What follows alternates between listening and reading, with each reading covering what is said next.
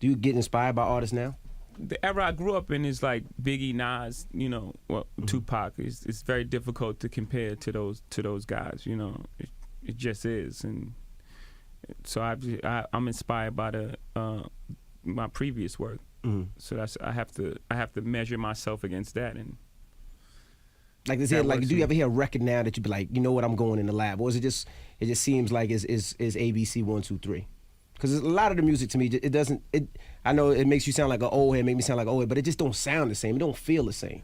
Nah, it's good music. It's just hard. It's just you gotta mind for it.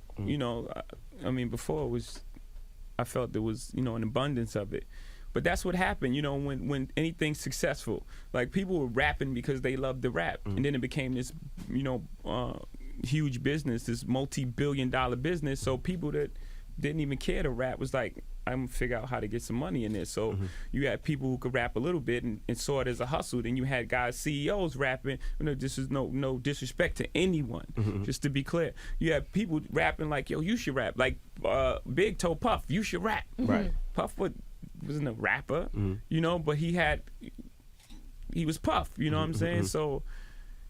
And he sold 7 million records. He may be more by now, with the catalog, but he sold 7 million records of No Way Out. He never rapped before. Right. So when people see that, they emulate that. So now you got all kind of CEOs rapping, and now you have, I'm a CEO rapping. So now it's like, it's flooded with guys who aren't rappers. So you just gotta mime it, and you mine it, and you'll find good music still. It's just more difficult to find. So Puff F'd the game up is what you're saying for lyricists. Nah. That's not what you said. That's all you got out of that? What artists of yours that you signed are you most proud of? Because you're responsible for a lot of careers out here. You have to say Kanye West, the most successful at this stage of his career, and his growth and the progress that he's made is like, it's unbelievable. Like when he first came in, he wasn't the artist that he is today. But he always aspired to be. From that moment, like from the moment he walked through the door, when he was just the producer, not just the producer, when he was the producer, he had it in his eyes. He was saying stuff like, I am the savior of Chicago. And I was like, what are you even talking about? You don't even have a single. But, he proved to be prophetic in that way. Now, age-old hood question. I always say that you put too much pressure on Bleak. Because early in his career, you said he was going to be the new, improved Jay-Z. And he was good, but everybody was waiting on him to be that.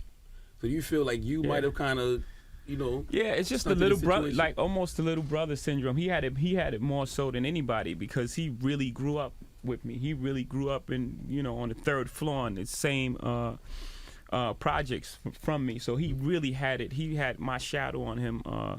The whole time. So whether I said those things or not, it was just there. Me saying those things was actually trying to deflect them, trying to deflect some of it away from them. I wasn't trying to put more on them. It was just like the elephant in the room. You walk in the room, like everybody's thinking, that's the next guy. It's just natural. I never saw you do that with any of your other artists afterwards. So I wonder if that was something you said, you know what, I'm not going to ever do that. Yeah, he was just one of a kind. Like he really was from Val, his mother. I used to go in there and like, Val, open the door and drag him out the house. Gotcha. So he was a unique guy.